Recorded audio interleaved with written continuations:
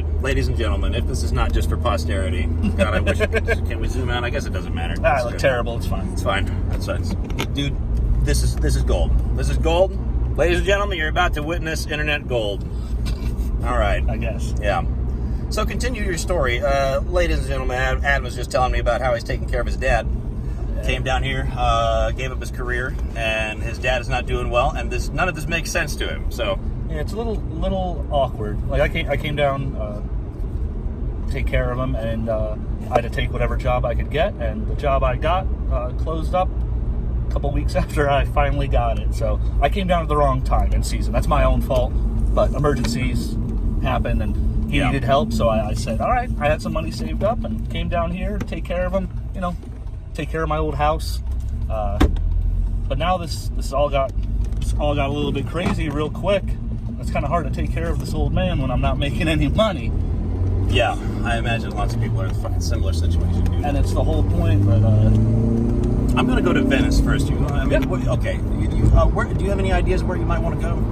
I'm along for the ride. All I just right. want to see it with my own eyes because I haven't been out of the house in so long. How long have you been quarantined for? Oh, I mean, I think my last day of work was like March 13th. So I pretty much I don't have much money to spend. I'm not going to go out. We go out to like Publix and Walmart. But and then you do your shopping and you get home. And that's it. And the biggest thing is I have to make sure that I'm very careful. I mean, I got hand sanitizer with me because I can't get him sick. Well, I do have gloves in the car for all, just in case, and masks. Yeah. If we are prepared. If we want to venture into the hospital environment, It's just a very weird situation, and it's just weird seeing a lot of people that I thought were, down with the USA, just like, just giving in, and it's, no kidding. And what really bothers me as someone that's worked in the hospitality industry for as long as I have, it's 15, 20 years now, it's just weird seeing how they went from open to distance to closed to takeout. I used to run a couple bars too, and it's also very weird that bars that had liquor licenses, package licenses, can't sell alcohol right now, but then they just opened up restaurants that they can sell it without a package license. So what about like all of my friends who, they don't own chain restaurants, they own like one or two. What about those people that spent millions of dollars on liquor, beer, wine license, and like a package license, but since they don't serve food, they can't do like to-go beers, to-go cocktails, and now you got all these other places doing to-go beers, which is great because it's helping the small business. What about the other small guys too? Yeah, I just have a lot of questions that I don't understand. Have you seen what Google's doing now? ABC News reported that Google was going to launch a public tracking device for medical professionals to track people to make sure that I saw that. I don't think that's legal or right in any way. I really don't, because then again, a lot of us don't read those terms of service. That's where they probably got you, is the terms of service that you agreed to somewhere, some way. Yeah. During your Gmail account registration, you could have lost those rights. But it's really weird how you're tagging people. Well, I do think that sometimes it appears that this is driven by giant corporate monsters like Google, for example. I want, because why is, goddamn, who pushes all this who pushes the misinformation? Where does it come from?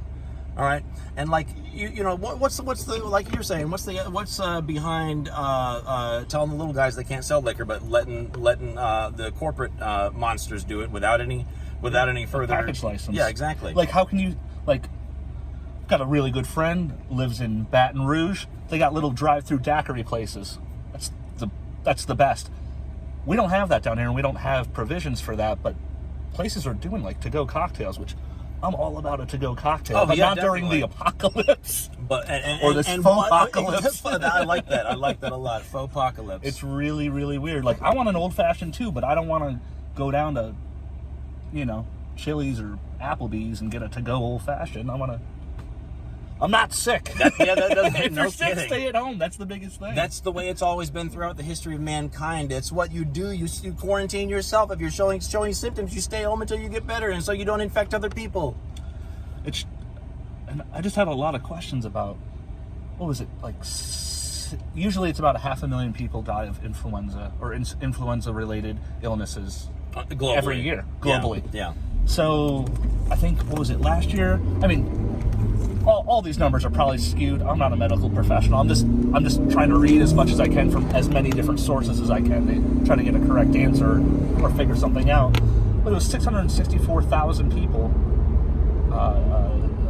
passed away last year due to influenza-related illness. And we're up to around 64,000 people globally with this, and we're a couple months in. I've had a couple conversations with people online saying, oh, well, this just happened. Well, it's been kind of going on since December. China has closed up shop, and now Spain surpasses Italy in cases. I think I don't know what's going on in Italy, but Italy has the power to fucking lock people up as it is anyway. And I believe we're gonna see more cases and maybe more related deaths this next coming weeks, because not everyone in the world has been tested. Yeah.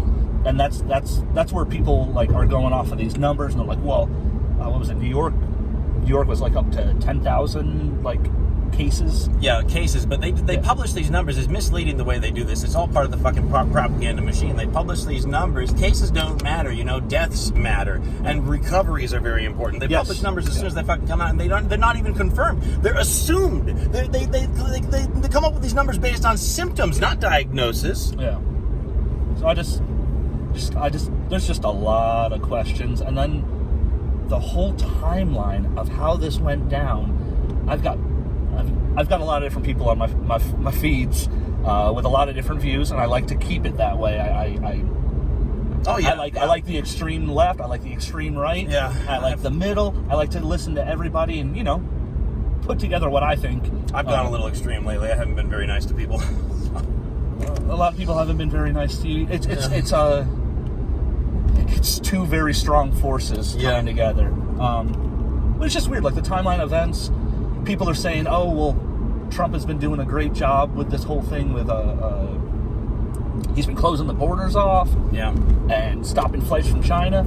I don't remember him saying anywhere in January we're stopping flights from China because of this disease coming over. I just heard about a travel ban, and it's just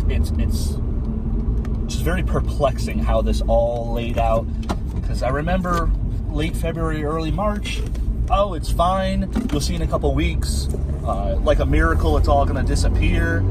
The man even said he was going to open Easter. It's a day before my birthday. Well, dude, I still think that's going to happen, man. I do honestly think that there's like a week of this left, people. I mean, I think that it's too much I think, personal opinion, I think there are evil forces at work here, and it's just too much, too fast, over the top. This is the death throes of whoever is trying to perpetrate this on the American people, and they're going to see that nothing lines up, and they're going to get sick of it very quickly. I mean, talking like a few more days, and it's going to end. They're not going to have this kind of power over the American people anymore. I just don't believe it. It can't happen. It cannot happen. And then the big thing is all these governors flip-flopping about.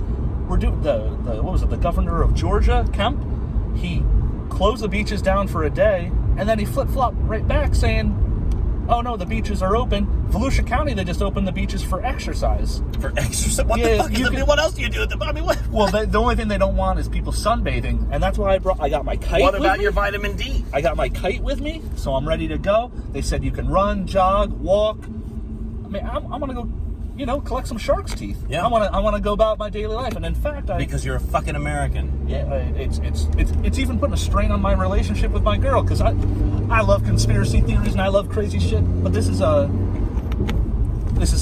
now coming into my everyday life, and now I see it, and it's a lot of it's not looking like too much of a conspiracy theory. No. It's looking like this is actually happening to us, and we're just allowing it. Which doesn't make sense. A lot of the rules they've set in place, if you're gonna martial law, put martial law in place. Lock it down then if you want to do that. But it's all wishy-washy. It's Here we are. All right. Let me go around. Which way should I go? Should I? Let me. I'm gonna. Ladies and gentlemen, we're gonna continue this live.